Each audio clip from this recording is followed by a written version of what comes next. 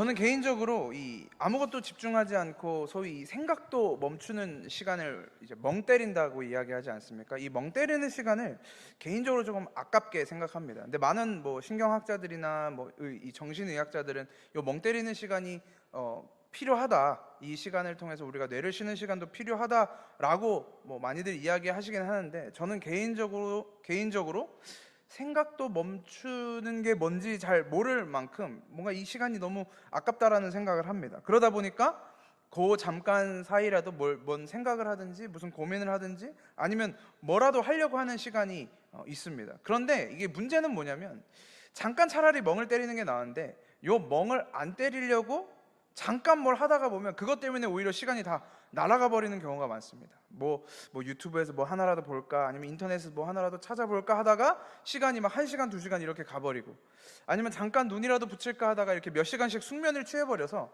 차라리 한 5분 정도 멍 때리는 게 시간이 안 낭비겠다라는 생각이 들 때도 있습니다. 좀 아까운 시간이죠. 개인적으로는 굉장히 아깝게 생각하는 시간입니다. 근데 이 멍을 안 때리려고 이제 뭐 여러 가지를 하다가 보통 이제 유튜브를 이제 트는데, 이게 유튜브에 뭐가 있나 영상을 이렇게 쭉쭉 내려가다가 보면 가끔 이렇게 한 번씩 툭툭 튀어나오는 목사님들의 설교 영상이 있습니다. 뭐 저희 교회도 제가 채널을 구독해놨기 때문에 저희 교회 설교도 이렇게 올라오지만, 제가 저희 설교는 그래도 다 듣기 때문에 그건 잠깐 이제 넘기고 이제 다른 교회 목사님들이나 이제 다른 교회 설교를 이제 찾아보게 됩니다. 뭐 제가 최근에 설교한 설교를 다시 들어보기도 하고, 아니면 제가 이제 설교해야 할 본문 혹은 했던 본문, 아니면 제가 뭐 좋아하는 목사님의 설교가 올라오면 이제 그런 걸 듣기도 하는데, 제가 좋아하는 목사님도 아니고 했던 본문도 아니고 해야 할 본문도 아니지만 이렇게 잘 못 지나가는, 꼭 이렇게 한번 멈칫하게 되는 설교들도 있습니다. 그게 이제 오늘 설교 제목과 비슷한 뭐 오직 그리스도, 오직 예수, 뭐 오직 은혜, 이제 이런 설교 제목이 들어가면 한번 들어볼까라고 하면서 이제 잠깐 멈칫하게 되거든요. 이 오직이라는 단어가 간혹 굉장히 공격적으로 이해될 때가 있습니다. 편협적이기도 하고 좀 일방적인 단어로 느껴지기도 하죠. 이것밖에 없다, 이것뿐이다, 이것 외에는 아무것도 아니다 라는 이 의미가 담긴 이 오직이라는 단어가 굉장히 독단적으로 보일 때도 있습니다. 저 개인적으로 그냥 일반적인 생활을 할 때 굳이 이런 강한 단어들, 이런 독단적인 단어들을 잘 사용하지 않으려고 노력합니다. 제가 그렇게 생각한다고 하더라도 뭐 굳이 그런 단어를 사용해서 좋을 게 없다라고 생각하기도 하고, 제가 이런 좀 강한 단어들, 뭐 절대, 뭐 오직, 결코, 막 이런 단어들을 사용하다가 낭패를 봤던 적이 있거든요. 제가 청년들에게는 여러 번 얘기했지만, 저는 한 25, 6대까지 제가 집에 어떤 이야기를 했냐면, 나는 절대로 목회자가 되지 않을 것이다, 난 때려 죽여도 교역자는 안 할 거다라는 이야기를 공공연하게 했다가 그 다음에 27살 때 제가 어머니에게 신대원을 가야 될 것 같다라고 이야기했었거든요. 그때 어머니가 지으셨던 그럴 줄 알았다라는, 저를 조롱하는 듯한 그 웃음이 아직도 기억에서 잊혀지지 않습니다. 쌤통이다라는 그런 표정을 저에게 지으셨었거든요. 그래서 그런 일을 겪고 나서 웬만하면 제가 뭐 절대, 뭐 결코 이런 얘기는 잘 안 하려고 합니다. 역시 세상은 내 맘대로 되는 게 하나도 없구나라는 것을 그때 뼈저리게 깨달았거든요. 그럼에도 불구하고, 이런 저의 역사와 상황에도 불구하고 제가 감히, 그리고 과감하게 오직이라는 단어, 절대라는 단어를 사용할 때가 있습니다. 간혹 이런 이야기를 할 때 누군가는 편협적이라고 이야기하고, 누군가는 독단적이라고 이야기하고, 일방적이다, 폭력적이다라고 이야기한다고 하더라도 절대로 포기할 수 없는 이 단어, 바로 오직 예수 그리스도라는 단어입니다. 성도분들이 저를 어떻게 봐주시고 또 어떤 사람으로 여겨주시는지는 잘 모르겠지만, 뭐 제가 물어보더라도 항상 좋게 이야기를 해주시니까, 굉장히 좋게 이야기를 해주시니까 뭐 어떻게 생각하시는지는 잘 모르겠지만, 저는 보기보다 이렇게 사람들에게 미움받는 것을 좋아하지 않는 사람입니다. 굳이 사람들에게 나는 미움을 받을 거야, 나는 저 사람이 나를 미워하게 만들 거야 라고 생각하는 사람은 당연히 없겠지만, 그래서 막 기를 쓰고 막 사람들이 싫어할 만한 행동, 싫어할 만한 말을 골라서 하는 분들은 없으시겠지만, 사실 그 수준을 조금 더 넘어서서 약간 극단적으로 미움을 안 받기를 원하는 경향이 좀 있습니다. 어렸을 때부터 그렇게 자라왔고, 또 어떻게 해야 사람들이 나를 미워하지 않을까라는 고민을 하면서 자라왔습니다. 그러다가 제가 설교자가 되기로 결심을 하고 하나님의 말씀을 전해야 되는 이 자리, 이 사역을 감당하기 시작하면서 달라지기 시작한 것이 바로 이 부분입니다. 사람들이 나를 미워하고 나에 대해 어떤 평가를 한다고 하더라도 결코 포기해서는 안 되는 것, 절대로 양보해서는 안 되는 것, 구원은 오직 예수 그리스도로부터 온다는 절대적인 복음입니다. 세상은 이 절대적 진리라는 것에 대해 굉장히 불편해합니다. 절대적 진리야, 이게 절대적인 사실이야 라고 들이대는 순간부터 자신이 알고 있던 지식과 진리와 다르면, 이게 어긋나 버리면 너는 맞고 나는 틀리구나라는 걸로 받아들이기 때문입니다. 그래서 세상엔 절대적 진리가 없다라고 이야기합니다. 나에겐 이게 진리일 수 있고 너에겐 그게 진리일 뿐이다 라고 이야기합니다. 복음에 대해 이야기할 때도 너는 기독교인이니? 그러면 너를 구원하는 존재는 예수고 나를 구원하는 존재는 석가모니야. 난 지혜를 통해 구원을 얻고 지식을 통해 구원을 얻을 수도 있고 나는 사랑을 통해 구원을 얻을 수 있다라고 이야기하기도 합니다. 저는 그들의 이야기에 일련 동의하기도 합니다. 저에게도 사랑도 필요하고 지혜도 필요하고 지식도 필요합니다. 그 사랑과 지혜와 지식과 여러 다양한 많은 세상의 좋은 것들이 저를 이 땅에서 살아가는 동안 행복하게 하기도 하고 기쁘게 하기도 하고 때로는 슬프게 하기도 합니다. 아름다운 세상을 살아가게 하는 것처럼 느끼게 할 때도 있습니다. 그러나 그럼에도 불구하고 포기할 수 없는 것은, 그리고 포기해서도 안 되는 것은 오직 예수 그리스도만이 우리를 구원하시는 분이시라는 사실입니다. 이 사실 때문에, 이 믿음 때문에, 이 선언 때문에 사람들에게 미움을 받아도 무식한 사람이라고, 그렇게 너만 맞다고 이야기하는 건 편협한 생각이라고, 독선적인 사람이라고 손가락질을 받아도 어쩔 수 없습니다. 이것이 우리가 믿는 바 성경이 이야기하는 구원이기 때문입니다. 이런 논쟁이 어떤 사람들은 최근에 심해졌다, 최근에 많아졌다라고 이야기하기는 하지만 이 세상이 변하고 시대가 달라졌다고 해도 이런 논쟁들은 사실은 그 예전부터, 훨씬 전부터 존재해 왔습니다. 오늘 우리가 읽은 이 짧은 본문 속에서도 이런 논쟁들이 드러나고 있죠. 이런 걸 소개하고 있습니다. 그리고 당시의 상황을 우리가 이해한다면 이런 신학적 논쟁들, 예수 그리스도에 대한 논쟁들은 일어날 수밖에 없는 상황이기도 했습니다. 당시 예루살렘 교회, 이 성령을 받은 사도들을 중심으로 이 복음이 선포되기 시작했고 그 복음을 통해 성령님이 그들 가운데 임재하심으로 성도들이 막 생겨나기 시작했습니다. 그렇게 교회가 세워졌죠. 그들에게 지금처럼 우리가 읽고 있는 이런 성경이 신약 성경이 존재하지 않았기 때문에 그리스도의 복음이 뭐지? 그리스도가 우리를 위해서 어떤 것을 하셨지라는 것을 알기 위해 매번 성경책을 찾을 수도 없었습니다. 그저 사도들이 전한 복음을 듣고 그들이 복음을 듣고 믿었을 믿음으로 이 성령이 임재함을 누리고 그리고 그것이 흘러감으로 점점 복음과 교회들이 세워지기 시작했기 때문에 더군다나 우리가 지지난주에 살펴봤던 이 스데반의 죽음으로 인한 이 사도 바울의 이전 그의 삶, 이 폭력적이고 비방자였던 이 사울의 이 모습 때문에 흩어질 수밖에 없었던 이 예루살렘의 교회 모습 때문에 이 복음은 이제 예루살렘이 아닌 온 유대와 사마리아와 땅끝까지 흩어지기 시작하면서 이 복음이 점점 더 넓은 길로 점점 더 광활하게 펼쳐지기 시작했습니다. 복음에는 차별이 없습니다. 유대인에게도 헬라인에게도 야만인들에게도 동일하게 복음은 전파되었고 그들 가운데도 당연히 믿는 자들이 생기기 시작했습니다. 문제는 이렇게 복음이 흘러가는 가운데 복음이 아닌 다른 것들도 흘러가기 시작했다는 것입니다. 지금도 도로 위에 서 있다 보면 온갖 종교단체들이 지나다니고 있습니다. 저희 집 앞에 카페가 생겼는데 외부에서 이제 커피를 주문할 수가 있거든요. 그래서 외부에서 커피를 주문하고 이제 커피가 만들어지는 동안 거기 이렇게 서 있다 보면 가끔 이제 한 여성분 두 분이 이렇게 오셔가지고 이렇게 다가오셔서 종이를 이렇게 딱 전달해 줍니다. 어떤 것인지 다 아시겠죠? 종이를 들여다보면 여호와의 증인이나 하나님의 교회 거기 다니시는 분들이 전도하시려고 이렇게 종이를 주십니다. 그러면서 이제 말을 이렇게 툭 거시죠. 혹시 교회 다니세요? 이러세요? 이렇게 물어보면 이제 가끔은 네, 저 목사입니다라고 이제 이야기하기도 하는데, 이제 그러면 이제 그분들이 네, 뭐 감사합니다 이러면서 가시기도 하고, 오히려 더 열심히 저를 설득하려고 계시는 분들도 있습니다. 지금도 제 이메일 함에는 신천지 성도라고 하는 사람이 보내오는 메일들이 저장되어 있습니다. 제 이름을 걸고 한아람 목사님이라고 부르면서 이 신천지의 교리를 들어보십시오, 신천지의 말씀을 들어보십시오라고 그렇게 초청하는, 저를 그들의 종교로 초청하는 이들이 지금도 많이 있습니다.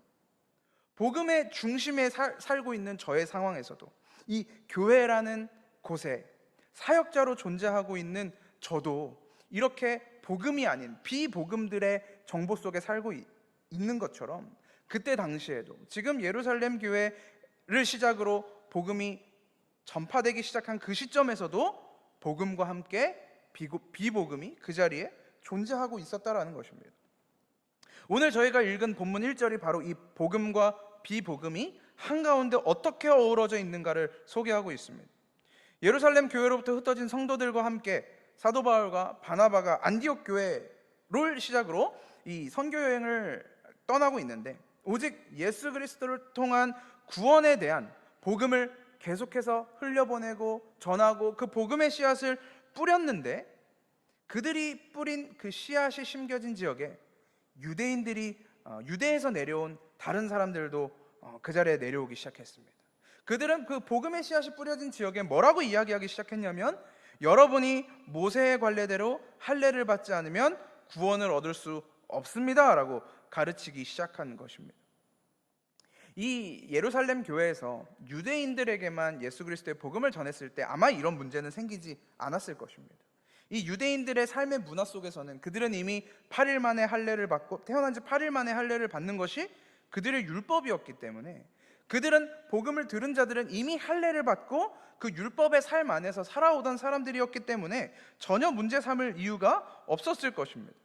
그런데 할례를 받지 않는 이방인들에게도 복음이 전달되기 시작하면서 복음이 혼탁해지기 시작한 것입니다. 복음이 혼탁해진다라는 것, 이 일은 결코 가볍게 여기고 지나갈 수 있는 일도 아니었죠. 그리스도의 복음을 이렇게 물타기 하는 것, 아니야, 예수만 구원을 주는 것이 아니라 네가 할례를 받아야 구원을 얻는 거야, 할례를 받지 않으면 구원을 얻을 수 없어 라고 하는 것은 오히려 할례와 구원을 동일선상에 놓고 있는 이야기가 아니라 할례를 구원보다 더 위에 놓고 있는 것입니다. 복음을 우리에게 주어 은혜와 자유를 향하는 것이 아니라 이 은혜가, 구원이 우리에게 왔을 때 도리어 책임과 속박으로 우리를 끌고 들어가려는 비복음의 내용인 것입니다. 이러한 복음의 혼재는 사도 바울과 바나바의 선교 지역에만 있었던 것은 아닌 것처럼 보입니다. 그들이 이 문제를 해결하기 위해서 예루살렘에 왔는데 이 논쟁이 한층 더 뜨거워졌죠. 예루살렘에 있는 성도 중에서도 이 바리새인이었다가 복음을 듣고 신자가 된 사람이 있었는데, 그들이 오늘 이 예루살렘에도 존재했습니다. 그 비복음적인 이야기를 여기서도 하고 있다라는 겁니다.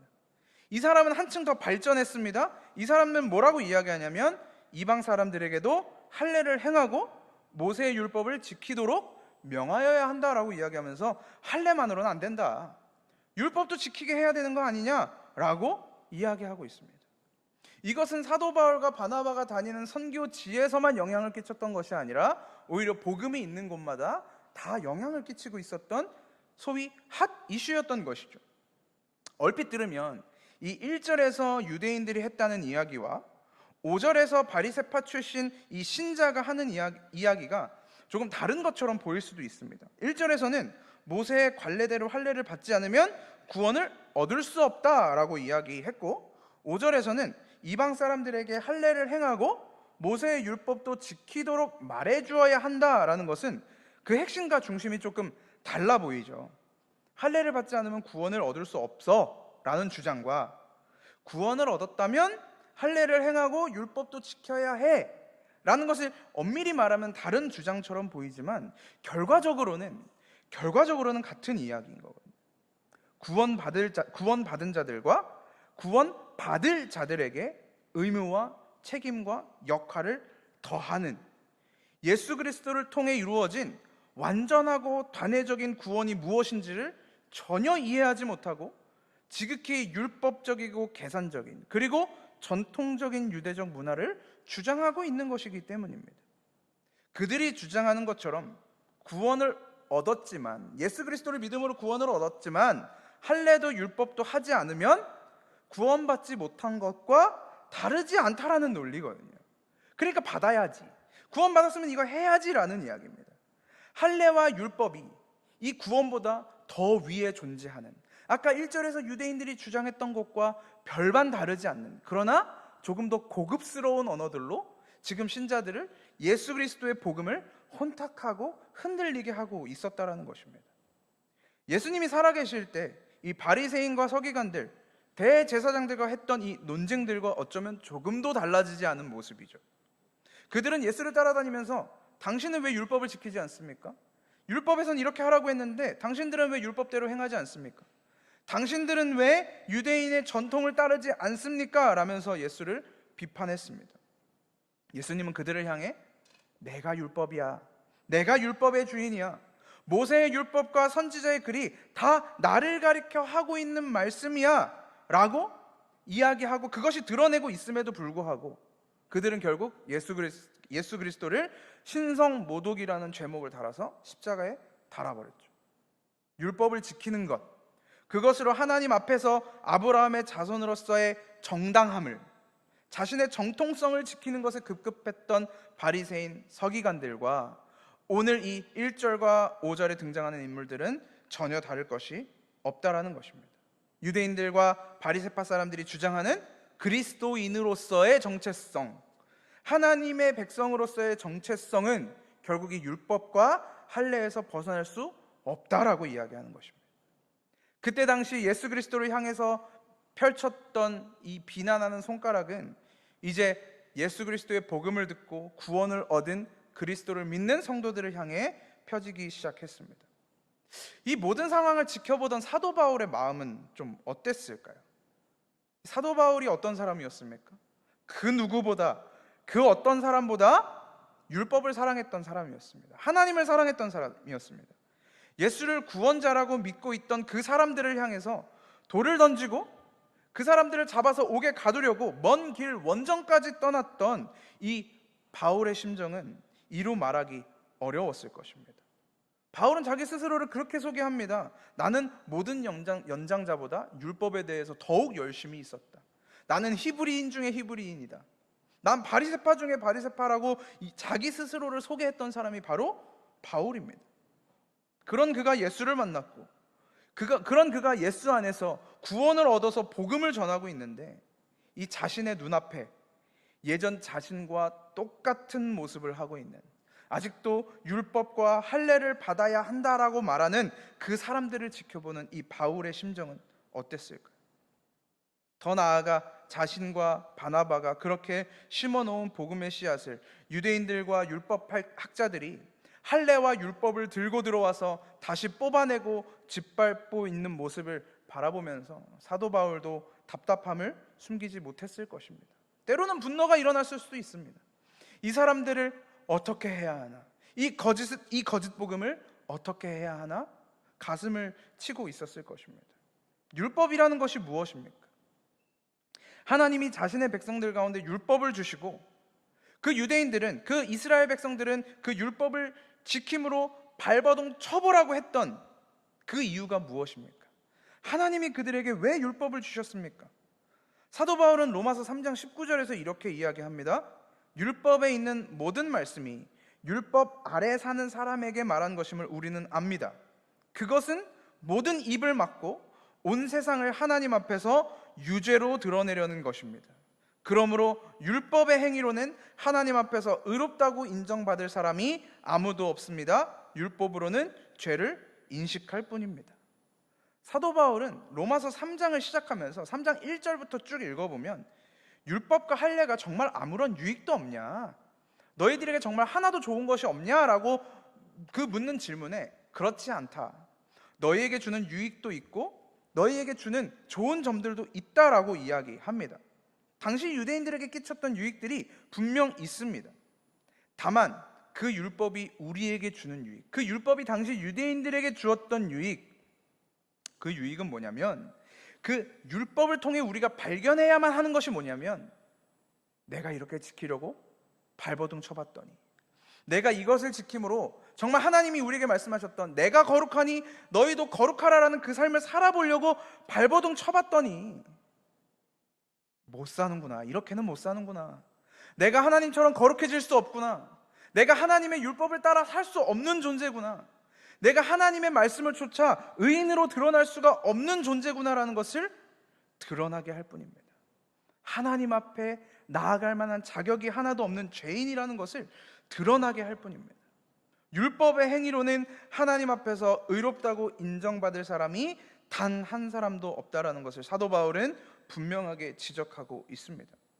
그리고 오늘 예루살렘 회의에서 베드로도 바울과 비슷한 이야기를 하고 있습니다. 오늘 우리가 함께 읽은 본문 10절을 보면, 그런데 지금 여러분은 왜 우리 조상들이나 우리가 다 감당할 수 없던 멍에를 제자들의 목에 메워서 하나님을 시험하는 것입니까? 라고 이야기하고 있습니다. 베드로 자신도 분명히 알고 있고, 자신의 삶을 통해, 자신의 인생을 통해 지겹도록 깨닫게 된 그 사실, 우리는 그 누구도 하나님 앞에 선한 자로 인정받을 수 없으며 그 누구도 이 율법의 멍에를 감당할 수 없지 않습니까? 라는 이야기를 이 회의 가운데서 선언하고 있는 것입니다.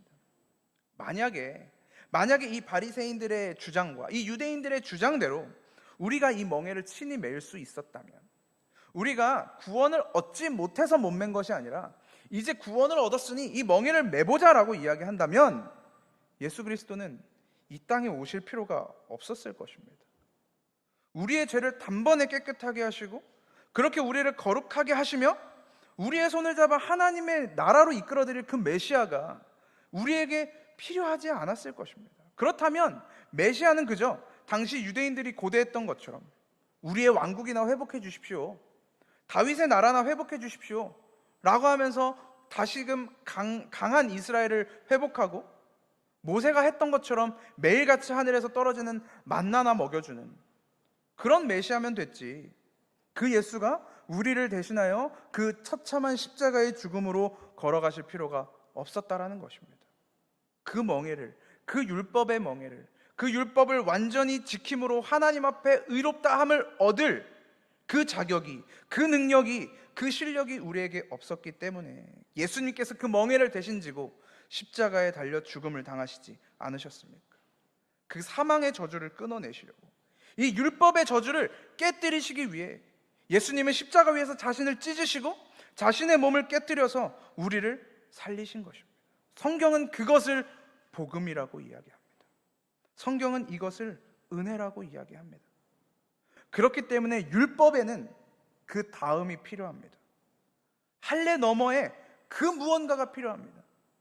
그래서 하나님이 선지자들을 통해 이스라엘 백성들에게 너희는 육신의 할례를 행하지 말고 마음의 할례를 행하라고 그렇게 이야기하는 것입니다. 너희가 8일 만에 행한 할례로는 너희를 완성할 수 없다. 그 8일 만에 행한 할례로는 너희를 내 백성으로 완전히 인정할 수 없다라고 이야기하는 것입니다. 그것이 우리를 완성할 수 없기 때문입니다. 그러나 십자가 너머가 도대체 왜 필요합니까? 예수 그리스도 그 다음이 우리에게 왜 필요합니까? 필요하지 않습니다. 그 복음이 우리를 완성했기에 우리에게 그 다음은 필요가 없습니다. 그것으로 완성된 것입니다. 그것이 오늘 베드로가 예루살렘 교회에서 말하는, 사도 바울이 자신의 편지에서 교회들에게 끊임없이 이야기하는 오직 그리스도를 통해 완성되는 구원에 대한 복음인 것입니다.